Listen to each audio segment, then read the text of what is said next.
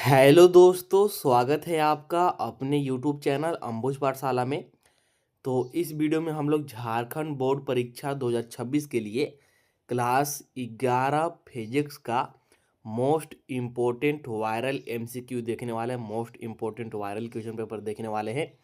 यहाँ से सीधा क्वेश्चन आज के एग्जाम में आपको देखने को मिलेगा, आज के एग्जाम में पूछा जाएगा। इसलिए वीडियो को ध्यान से देखिएगा और समझने का प्रयास कीजिएगा। तो चलिए वीडियो को बिना देरी के शुरू करते हैं। वीडियो को शुरू करने से पहले चैनल पर पहली बार आए होंगे तो चैनल को सब्सक्राइब जरूर कर लीजिएगा एंड वीडियो को लाइक और शेयर ज़्यादा से ज़्यादा कीजिएगा सभी फ्रेंड्स के पास। आपको डिस्क्रिप्शन में टेलीग्राम ग्रुप और व्हाट्सएप चैनल का लिंक मिल जाएगा, दोनों को ज्वाइन जरूर कर लीजिएगा, क्योंकि कोई भी पीडीएफ हो या फिर जैकबोर्ड से रिलेटेड कोई भी न्यूज़ हो तो सबसे पहले आपको वहीं पर मिलता है। तो इस वीडियो में हम लोग फिजिक्स क्लास 11 का जो आपका आज एग्ज़ाम होने वाला है, आज यानी कि 26 फरवरी को, ठीक है, 2026 का आपका एग्ज़ाम है। इसके लिए यहाँ पर मोस्ट इम्पोर्टेंट क्वेश्चन देखने वाले हैं। इससे पहले मैंने आपको एक वीडियो कराया था, ठीक है, जस्ट इसका पिछला वीडियो, जिसमें कि मैंने आपको 20 एमसीक्यू कराए थे और जो बाकी के बचे हुए 20 एमसीक्यू है हम लोग इस वीडियो में देखने वाले हैं। तो चलिए बिना देरी किए एक एक करके अब क्वेश्चंस को देखते हैं। यह हमारा फिजिक्स का सेकेंड पार्ट होने वाला है। मैंने इससे पहले 1 से लेकर के 20 तक क्वेश्चन का प्रीवियस वीडियो में दे दिया है। अभी तक आप लोगों ने उस वीडियो को नहीं देखा है तो जा करके देख लीजिए, चैनल पर मिल जाएगा या फिर आपको इन स्क्रीन पर इसी में मिल जाएगा, ठीक है, या फिर मैं लिंक डिस्क्रिप्शन में भी दे दूंगा। इसमें हम लोग 21 नंबर वाले क्वेश्चन से पूरे 40 नंबर वाले क्वेश्चन तक देखने वाले हैं। चलिए स्टार्ट करते हैं और डिस्कस कर लेते हैं बिना आपका टाइम वेस्ट किए हुए, ठीक है। और थोड़ा हम लोग ट्रिक तरीके से, शॉर्ट तरीके से देखेंगे ताकि आपका ज़्यादा टाइम यहाँ पर लॉस ना हो, लेकिन आपको समझा पूरा देंगे, डोंट वरी। तो देखिए 21 नंबर वाला क्वेश्चन क्या है हमारे पास। 20 नंबर तक तो मैंने ऑलरेडी करा दिया था। 21 नंबर देखिए कि a large force is acting on a body for a short time, ठीक है, एक लार्ज फोर्स एक्टिंग है बॉडी पर शॉर्ट टाइम के लिए। The impulse impacted is equal to the change in, किसी पिंड पर एक बड़ा बल थोड़े समय के लिए क्रियाशील है, आरोपित वेग निम्न में से किसमें परिवर्तन के बराबर होगा। तो ये डायरेक्ट याद रखेगा, एक प्रकार से बोल सकते हैं ये डायरेक्ट डिफिनेशन के तरह ही दिया है, बोल सकते हैं। ये तो आप लोग को डायरेक्ट याद होना चाहिए। ये किसके बराबर होता है, याद रखेगा, ये आपके किसके बराबर होता है, ये आपके बराबर होता है इम्पल्स के, किसके, संवेग के, यानी कि सॉरी इम्पल्स नहीं होगा बल्कि मोमेंटम होगा। क्या होगा, मोमेंटम। ऑप्शन नंबर यहाँ पर हो जाएगा आपका कौन सा, ऑप्शन नंबर यहाँ पर हो जाएगा आपका सेकंड करेक्ट। कौन सा, सेकंड करेक्ट। कौन सा सेकंड हो जाएगा करेक्ट, यानी कि संवेग। ऑप्शन नंबर हो जाएगा यहाँ पर आपका सेकंड करेक्ट, ठीक है ना। मोमेंटम याद रखेगा, संवेग यानी कि मोमेंटम, ठीक है। इसके बाद आगे बढ़ जाते हैं। आगे देखिए 22 नंबर का क्वेश्चन क्या है कि अ cork of mass 10 gram is floating on water, the net force acting on the cork is. 10 ग्राम द्रव्यमान का एक कॉर्क पानी पर तैर रहा है, कॉर्क पर क्रियाशील नेट बल क्या होगा। तो समझिएगा, जैसे मान लीजिए ये समझिए, मान लीजिए आपके पास ये कोई एक क्या है, आपके पास कंटेनर है, ठीक है, और यहाँ पर मान लीजिए इसमें कुछ भरा हुआ है और इस पर मान लीजिए कोई एक कॉर्क रखा हुआ। कॉर्क का मतलब एक गुटका, आप लोग समझ लीजिए जैसे लकड़ी का होता है ना, वैसे ही समझ लीजिए। तो देखिए ये क्या हो रहा है, ये हमारा कंटेनर है, कंटेनर में पानी है और ये पानी पर क्या हो रहा है, तैर रहा है। ना तो ये नीचे डूब रहा है और ना ये ऊपर उड़ करके जा रहा है, मतलब कि ये पानी पर तैर रहा है। मतलब कि यहाँ पर देखिए नीचे तो हमारा mg लगता है, mg लगता है, ठीक, mg लगता है गुरुत्वाकर्षण पर, और ऊपर हमारा नॉर्मल फोर्स लगता है जिसको कि हम लोग r से डिनोट करते हैं, नॉर्मल फोर्स लगता है। मतलब कि दोनों आपस में इक्वल होंगे तभी तो ये जो कॉर्क है ये तैर रहा है। अदरवाइज या तो ये पानी में डूब जाता या फिर ये हवा में उड़ने लगता, ठीक ना।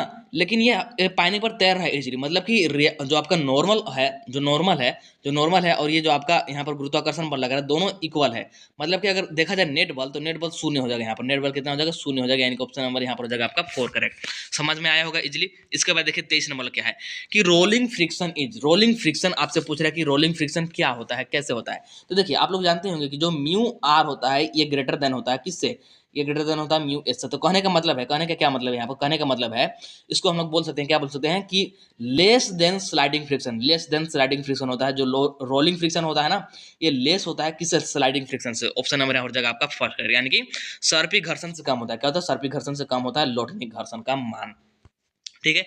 इसके बाद देखिए, इसके बाद 24 नंबर वाला क्वेश्चन क्या बोला, 24 नंबर वाला क्वेश्चन कि अ बुलेट ऑफ मास कितना, तो 40 gram is fired from a gun of mass 8 kg with a velocity of 800 metre per second, calculate the required velocity of the gun.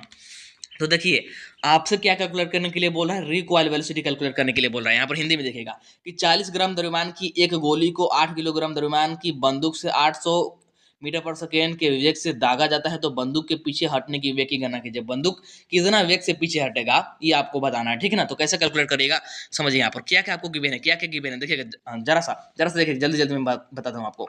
देखिए M1 आपको given है, A1 आपको यहाँ पर 40 ग्राम given है, मतलब कि अगर इसको कैलकुलेट मतलब कन्वर्ट करें केजी में तो कितना आ जाएगा 0.04 कीजिएगा, 0.04 केजी। M2 भी आपको गिवन है, M2 कितना है, M2 है हमारे पास, M2 कितना है, M2 है हमारे पास 8 केजी, ठीक है 8 केजी। V1 आपको गिवन है, V1 कितना है, V1 है आपके पास 800 मीटर पर सेकेंड, ठीक है। आपको V2 फाइंड करना है, V2 आपको फाइंड करना है, ठीक, V2 आपको फाइंड करना है। तो देखिए क्या लगाएंगे, हम लोग जानते हैं M1 V1 is equal to क्या होता है, M2 V2 होता है, M1 V1 is equal to M2 V2। तो बस इसी को रखिए, M1 की जगह पर आपका आ जाएगा 0.04 और V1 की जगह पर आ जाएगा आपका 800 और बराबर आ जाएगा हमारा M2 कितना है, M2 है 8 और यहाँ पर आ जाएगा V2, ठीक है। तो यह हमारा जाएगा 0.04 इंटू में 800 अपॉन में 8 इज इक्वल टू V2। जब इसको आप लोग कैलकुलेट कर लीजिएगा तो फाइनली कैलकुलेट करने के बाद ये आपका कितना आएगा, फाइनली कैलकुलेट करने के बाद आपका ये कितना आएगा, यह आ जाएगा आपका 4 metre per second, 4 metre per second. अब वो भी देखिएगा यहाँ पर माइनस भी साइन आएगा, क्यों, क्योंकि जो हमारा बंदूक से अगर गोली चला रहे तो बंदूक तो आगे जाएगा, सॉरी गोली तो आगे जाएगा, लेकिन बंदूक आपका पीछे की ओर भागेगा, पीछे की ओर गति करेगा, ठीक है। इसलिए यहाँ पर माइनस आएगा, माइनस का मतलब है विपरीत दिशा, सिंपल सा बात है। तो ऑप्शन नंबर यहाँ पर हो जाएगा आपका 4 करेक्ट। कौन सा ऑप्शन नंबर हो जाएगा यहाँ पर आपका 4 करेक्ट। इसके बाद देखिए 25 नंबर वाला क्या है कि a block of mass M is placed on a flat surface A, ठीक है। Is a force is applied to move it parallel to the surface. The frictional force F developed is proportional to the। Hindi में भी question देख लीजिए, हिंदी में भी बता देते हैं क्या है कि द्रव्यमान एम क्या है, द्रव्यमान एम का एक ब्लॉक समतल सतह पर रखा गया है। कोई द्रव्यमान एम का एक ब्लॉक है और एकदम पैरेलल सतह पर यानी कि समतल सतह पर रखा गया है, ठीक है। तो इसे सतह के समांतर ले जाने के लिए, सतह के समांतर मान लीजिए कोई सतह है और इस पर ये द्रव्यमान एम का कोई ब्लॉक है, ठीक है। इसको सतह के समांतर ऐसे ले जाना है, ठीक है, एक फोर्स लगा करके। तो ले जाने के लिए एक बल लगाया जाता है, विकसित घर्षण बल एफ के समानुपाती होगा। तो ये किसके समानुपाती होगा ये बताना, तो किसके समानुपाती आप लोग जानते हैं। ए फिजिकल टू क्या होता है, देखिए मैं यहाँ पर बताता हूँ, देखिए आपको इजीली समझ में आ जाएगा। ए फिजिकल टू आप लोग जानते होंगे, पढ़े होंगे एक रिलेशन म्यू आर, क्या पढ़े होंगे, यहाँ पर पढ़े होंगे आप लोग mu R, A physical to mu R, ठीक है। तो यहाँ पर जाएगा A physical to mu R किसके बराबर होता है, आर किसके बराबर होता है, एम जी के बराबर। अभी तुरंत मैंने आपको बताया था नॉर्मल जो होता है ना, नॉर्मल जो होता है ये एम जी के बराबर यानी कि गुरुत्वाकर्षण बल के बराबर था। अगर देखा जाए तो आर यहाँ पर डायरेक्टली प्रोपोर्शनल किसके है, एम के। बाकी यहाँ पर सारा दोनों कांस्टेंट है, म्यू भी कांस्टेंट है और जी भी कांस्टेंट है, जी हमारा गुरुत्वाकर्षण नियतांक है, ठीक। तो किसके प्रोपोर्शनल हो गया, एम के, यानी कि पिंड के द्रव्यमान का, किसके समानुपाती है, पिंड के द्रव्यमान का। ऑप्शन नंबर यहाँ पर हो जाएगा कौन सा करेक्ट, ऑप्शन नंबर हो जाएगा आपका सेकंड करेक्ट, यानी कि क्या जगह proportional to the mass of the body, यानी कि ऑप्शन नंबर आपका यहाँ पर हो जाएगा सेकंड करेक्ट, ठीक है। इसके बाद आ जाते हैं 26 नंबर वाला क्वेश्चन पर, देखिए क्या बोल रहा है। A body is being raised to a height as from the surface of earth, what is the sign of work done by, पहला अप्लाइड फोर्स एन, दूसरा है ग्रेविटेशनल फोर्स रिस्पेक्टिवली। तो देखिए इसको हम लोग कैसे करेंगे, इसको कैसे करेंगे, सबसे पहले यहाँ पर देखिए पहला के लिए अप्लाइड फोर्स, अप्लाइड फोर्स आपका क्या होगा, अप्लाइड फोर्स पॉजिटिव होगा। क्यों पॉजिटिव होगा, क्यों पॉजिटिव होगा, देखिए अप्लाइड फोर्स आपका इसीलिए पॉजिटिव होगा क्योंकि यहाँ पर आपका जो है ना अप्लाइड फोर्स, ये देखिए क्या बोल रहा है यहाँ पर, हिंदी में थोड़ा सा समझते हैं कि किसी पिंड को पृथ्वी की सतह से एच ऊंचाई तक उठाया जाता है। कोई पिंड है उसको पृथ्वी की सतह से एच ऊंचाई तक उठाया जाता है, तो लगाए गए बल एवं एवं क्या है गुरुत्वाकर्षण बल के द्वारा किए गए कार्य कर। देखिए हम लोग क्या कर रहे हैं, पृथ्वी से एच ऊंचाई तक उठा रहे हैं, ठीक, एच ऊंचाई तक उठा रहे हैं किसी पिन को, तो पृथ्वी से उठा रहे हैं और बल भी उधर ही लगा रहे हैं, मतलब कि ये हमारा पॉजिटिव होगा। क्यों, क्योंकि हमारा जो इसके लिए कोस थीटा होता है, कोस थीटा, और यहाँ पर एंगल देखा जाए तो दोनों एक ही दिशा में हो रहा है, मतलब क्या आ जाएगा कोस जीरो। अगर कोस जीरो का मान देखा जाए तो 1 है, मतलब कि ये पॉजिटिव होगा, पहला के लिए पॉजिटिव और दूसरा के लिए नेगेटिव होगा। क्यों, ग्रेविटेशनल फोर्स रिस्पेक्ट मतलब कि देखा जाए ग्रेविटेशनल फोर्स यानी कि गुरुत्वाकर्षण बल द्वारा किए गए कार्य का चिन्ह अगर देखा जाए तो ये नेगेटिव होगा। क्यों नेगेटिव होगा, देखिएगा हम लोग फेंक रहे हैं ऊपर या फिर उठा रहे हैं ऊपर किसी भी वस्तु को, ठीक है, ऊपर उठा रहे हैं, लेकिन गुरुत्वाकर्षण बल किधर लगता है, नीचे लगता है, मतलब कि अपोजिट तो हुआ, अपोजिट हुआ तो ऑब्वियसली यहाँ पर साइन जो है नेगेटिव होगा। तो ऑप्शन नंबर आपको हो जाएगा बी करेक्ट, यानी कि पॉजिटिव एंड नेगेटिव, यानी कि धनात्मक और ऋणात्मक। इसका तो फर्स्ट वाले का तो यहाँ पर धनात्मक होगा और सेकेंड वाले का क्या होगा, ऋणात्मक होगा। समझ में आया होगा बहुत ही इसी तरीके से। इसके बाद देखिए 27 नंबर क्या है, the work performed on an object does not depend on, 27 number वाला क्वेश्चन क्या बोल रहा है देखिएगा, हिंदी में भी देख लेते हैं यहाँ पर क्या बोल रहा है। एक मिनट देखिएगा। किसी वस्तु पर किया गया कार्य किस पर निर्भर नहीं करता। तो हम लोग कार्य बराबर क्या जानते हैं, W इज इक्वल टू क्या होता है जी, एक minute, W is equal to क्या होता है, हम लोग लिख सकते हैं इसको F डॉट एस, या फिर लिख सकते हैं इसको क्या, इसको लिख सकते हैं एफ एस कोस थीटा। तो देखिए तो विस्थापन पर बिल्कुल निर्भर करता है, आरोपित बल पर बिल्कुल निर्भर करता है, विस्थापन और बल के बीच कोण पर यानी कि कोस थीटा पर बिल्कुल निर्भर करता है। वस्तु का प्रारंभिक वेग, क्या आपको कहीं पर यू नजर आ रहा है, नहीं बिल्कुल नहीं, तो ऑप्शन नंबर हो जाएगा आपका यहाँ पर 4 करेक्ट। मतलब कि वस्तु का प्रारंभिक वेग पर बिल्कुल भी निर्भर नहीं करता है, मतलब कि initial velocity of the object, यानी कि ऑप्शन नंबर हो जाएगा यहाँ पर आपका 4 करेक्ट। ठीक है, इसके बाद देखते हैं नेक्स्ट क्वेश्चन जो कि आपका 28 नंबर वाला, देख लीजिए क्या बोल रहा है। 28 नंबर वाला क्वेश्चन देखिए कि for a moving particle mass m velocity v having a momentum p which one of the following correctly describe the kinetic energy of the particle. देखिए जनरली हम लोग जानते हैं काइनेटिक एनर्जी किसके बराबर होता है, जनरली हम लोग काइनेटिक एनर्जी जानते हैं हाफ mv स्क्वायर के बराबर होता है, हाफ mv स्क्वायर के बराबर होता है। लेकिन यहाँ पर थोड़ा सा दूसरा कन्वर्ट करके दिया होता है। देखिए हम लोग जानते हैं, ये भी जानते हैं, ठीक है, ये भी जानते हैं कि p बराबर क्या होता है, p बराबर होता है आपका क्या, P बराबर हम लोग लिख सकते हैं एम भी, ठीक है, P बराबर एम भी, मतलब कि यहाँ पर P बराबर एम भी होता है, इस रिलेशन का ध्यान रखेगा, इसको मैं यहाँ पर अभी डिलीट कर रहा हूँ, P बराबर एम भी होता है, इसको ध्यान रखेगा, P बराबर एम भी होता है, ध्यान रखेगा। तो देखिए यहाँ पर क्या करते हैं, हम लोग जानते हैं काइनेटिक एनर्जी होता है हाफ एम भी स्क्वायर, तो इसमें क्या करते हैं, ऊपर भी एम से मल्टीप्लाई कर देते हैं, नीचे भी एम से मल्टीप्लाई कर देते हैं। ऐसा करने से कोई फर्क पड़ेगा क्या, नहीं बिल्कुल नहीं, कट करके 1 ही आना है। तो देख लीजिए ऊपर हो जाएगा एम स्क्वायर भी स्क्वायर और अपन में नीचे आ जाएगा 2m। और हम लोग अभी अभी तुरंत मैंने आपको बताया था P बराबर क्या होता है, P बराबर होता है एम भी, ठीक है। तो एम भी का ये होल स्क्वायर एक्चुअली मतलब कि P का स्क्वायर अपॉन में 2m, P का स्क्वायर अपॉन में 2m, ऐसा कहीं को देखने को मिल रहा है क्या, बिल्कुल मिल रहा है। ऑप्शन नंबर हो जाएगा आपका यहाँ पर first correct, P square upon में 2m, ठीक है। इसके बाद देखिए 29 नंबर क्या बोल रहा है, A body of mass 10 kg moving at a height of 2 meter with uniform speed of 2 meter per second, its total energy निकालना। तो टोटल एनर्जी हम लोग कैसे निकालते हैं, टोटल एनर्जी में आपका काइनेटिक एनर्जी भी होगा और आपका स्थितिज ऊर्जा, जिसको हम लोग क्या बोलते हैं, मतलब कि स्थितिज ऊर्जा और गतिज ऊर्जा दोनों को हम लोग यहाँ पर निकालना पड़ेगा, दोनों को निकालना पड़ेगा, ठीक है। तो चलिए निकाल लेते हैं। देखिए काइनेटिक एनर्जी का फॉर्मूला क्या होता है हमारे पास, हिंदी में भी क्वेश्चन देख लीजिए हिंदी वाले स्टूडेंट, कि 10 किलोग्राम द्रव्यमान का एक पिंड 2 मीटर की ऊंचाई पर 2 मीटर प्रति सेकंड की एक समान चाल से गतिमान है, तो इसकी कुल ऊर्जा होगी। तो गतिज ऊर्जा प्लस में स्थितिज ऊर्जा, गतिज ऊर्जा यानी कि काइनेटिक एनर्जी क्या होता है, हाफ एम भी स्क्वायर, क्या होता है, हाफ एम बी स्क्वायर, और प्लस में स्थितिज ऊर्जा किसके बराबर होता है, एम जी एच के बराबर, किसके बराबर, एम जी एच के बराबर। तो हाफ एम की जगह पर क्या रखेंगे जी, एम की जगह पर क्या रखेंगे, एम की जगह पर रख देंगे यहाँ पर 10, और भी स्क्वायर, भी यहाँ पर कितना है 2, ठीक है ना, 2, तो 2 का स्क्वायर करेंगे तो 4, ठीक है, प्लस में एम कितना होगा, एम है 10, जी कितना होता है, जी होता है 9.8, एच यहाँ पर कितना दे रखा है, 2 दे रखा है, तो मल्टीप्लाई कीजिए, हो जाएगा 40 और अपॉन में 2 यानी कि 20, प्लस में हो जाएगा आपका 98, और 98 दूना 98 को 2 से मल्टीप्लाई करेंगे तो ये हो जाएगा 8 दूनी को 16 और 9 दूनी 18, 18 और एक जगह 19, इतना आएगा, और इसको जोड़ेंगे तो कितना आ जाएगा जी, आ जाएगा आपका 6 और यह जगह 9 2 11, जगह 6 9 2 11 और ये जगह 216, 216 पर कहीं पर दिया क्या, 216 देखिए तो 216 ऑप्शन नंबर आपका बी हो जाएगा करेक्ट, ऑप्शन नंबर हो जाएगा आपका बी करेक्ट, कैलकुलेट करके मैंने आपको बता दिया बहुत ही इजी तरीके से। नेक्स्ट 30 नंबर वाला क्या बोल रहा है, which of the following unit is a unit of power, power के यूनिट पूछ रहा है, निम्न में से कौन सा मात्रक शक्ति की मात्रा रहता है, बहुत सिंपल क्वेश्चन पूछा है। पावर की मात्रक हम लोग जानते हैं क्या होता है, वाट होता है, वाट ऑप्शन नंबर हो जाएगा आपका सेकंड करेक्ट। नेक्स्ट देखिए 31 नंबर बोला, मोमेंट ऑफ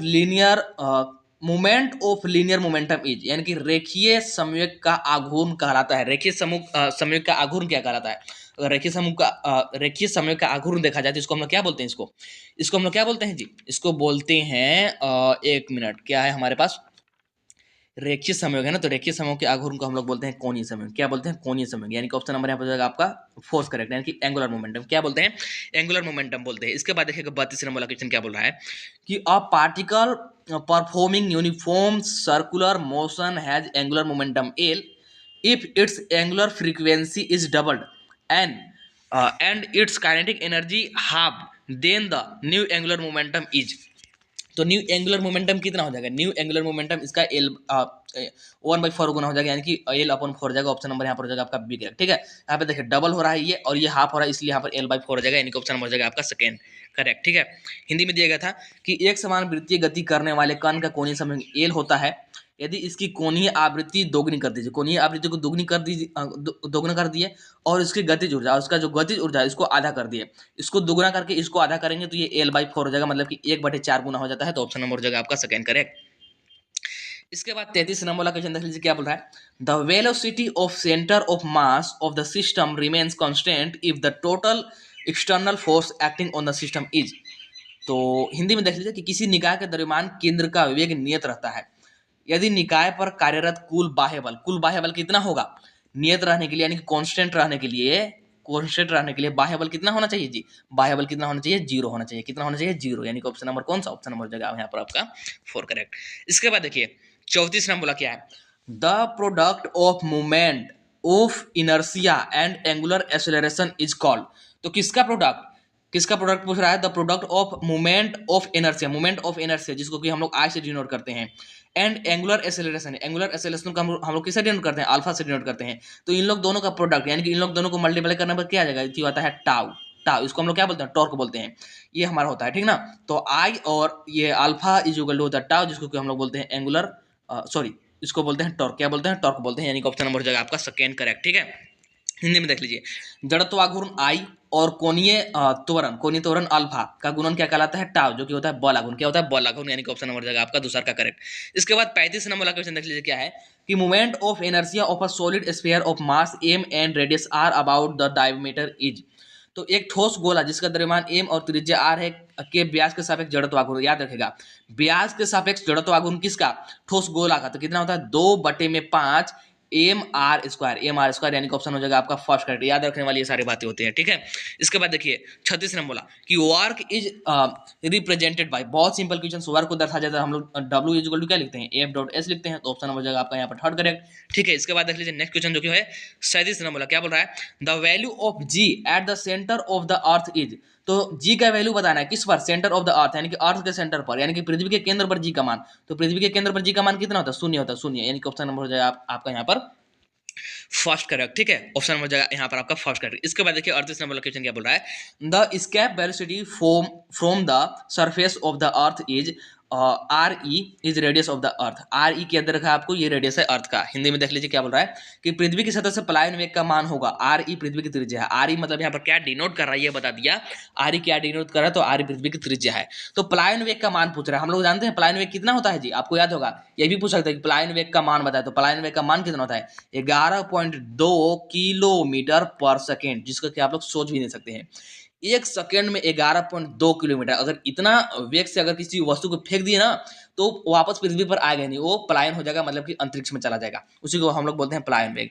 तो ये तो मान होता है, लेकिन इसको हम लोग डिनोट कैसे करते हैं, ये होता है हमारा अंडर रूट में 2GRE आर है यहाँ पर पृथ्वी की त्रिज्या, जी है यहाँ पर गुरुत्वाकर्षण नियतांक, और ये दो तो ऐसे ही रहता है। तो ऑप्शन नंबर यहाँ पर जगह आपका सेकंड करेक्ट, ऑप्शन नंबर जगह सेकंड करेक्ट, ठीक है, समझ में आ गया। इसके बाद देखिए 39 नंबर वाला क्वेश्चन जो कि क्या है, the temperature of body in क्या है Celsius scale is 40 degree Celsius, the temperature in Fahrenheit scale is. Hindi में भी क्वेश्चन देख लीजिए, हिंदी में भी बताता हूँ कि सेल्सियस पैमाने में एक पिन का द्रव्यमान 40 डिग्री से सेल्सियस है, तो फारेनहाइट में तापक्रम होगा, फारेनहाइट में बदलना है। तो इसके लिए आपको क्या होना चाहिए, रिलेशन पता होना चाहिए, क्या होता है C इज इक्वल टू क्या होता है F माइनस 72/9, क्या होता है 72/9, ठीक है। ये होता है यहाँ पर हमारे पास क्या होता है, ये हमारे पास संबंध होता है, ठीक है। तो यहाँ पर अगर इसको लिखना चाहे तो कैसे हम लोग निकाल सकते हैं, यहाँ जगह 40/5, ठीक है, और यहाँ पर जगह आपका 40/5 और यहाँ पर फारेनहाइट माइनस में आ जाएगा 72/9, ठीक है। और यहाँ पर ये एक मिनट यहाँ पर 5 होता है, यहाँ पर यहीं पर 5 होता है, C/5 होता है, याद रखिएगा C/5 ही होता है, यहीं पर मैंने यहाँ पर थोड़ा मिस्टेक किया था, C/5 होता है। तो जब इसको कैलकुलेट कीजिएगा तो आपका निकल कर आ जाएगा, बस इधर उधर मल्टीप्लाई कर लीजिए, सिर्फ आपको F निकालना, बाकी सारा कुछ दिया हुआ है, इधर उधर मल्टीप्लाई कीजिए, आपका निकल कर आ जाएगा 104 डिग्री फारेनहाइट। कितना 104 डिग्री फारेनहाइट, जो रिलेशन मैंने आपको बताया वो याद रखेगा, आपका इजिली बन पाएगा। इसके बाद देखिए इसके बाद लास्ट क्वेश्चन क्या है, speed of sound wave in air, यानी कि हवा में ध्वनि का वेग क्या होता है, राइट आंसर क्या जगह, करेक्ट आंसर आ जाएगा कि increases with the increases in humidity, यानी कि आर्द्रता के बढ़ने के साथ बढ़ता है। तो ऑप्शन नंबर हो जाएगा यहाँ पर आपका थर्ड ग्रेड, जो कि लास्ट क्वेश्चन था 40 नंबर वाला। तो सभी क्वेश्चन को हमने एक एक करके अच्छे से देख लिया, मैंने आपको एक्सप्लेन भी किया है और कॉन्सेप्ट भी बताया है, ताकि इस तरह का रिलेटेड कोई भी क्वेश्चन अगर सिमिलरली आ जाता है तो आप लोग उसको इजीली कर पाए, ठीक है। तो आई होप कि आपको सभी क्वेश्चन समझ में आ गए होंगे, कोई डाउट रहा होगा तो कमेंट करके पूछ सकते हैं, बाकी वीडियो को लाइक कीजिए, चैनल को सब्सक्राइब कीजिए एंड ज़्यादा से ज़्यादा शेयर कीजिए। आपको सबसे पहले आंसर की आपके एग्ज़ाम के जस्ट बाद इसी चैनल पर वो भी 100% करेक्ट देखने को मिलेगा, इसलिए चैनल को सब्सक्राइब जरूर कर लीजिएगा। तो मिलेंगे अगला वीडियो में बहुत जल्द ही। तो चलिए मिलते हैं अगला वीडियो में, तब तक के लिए tata bye bye, see you in the next video.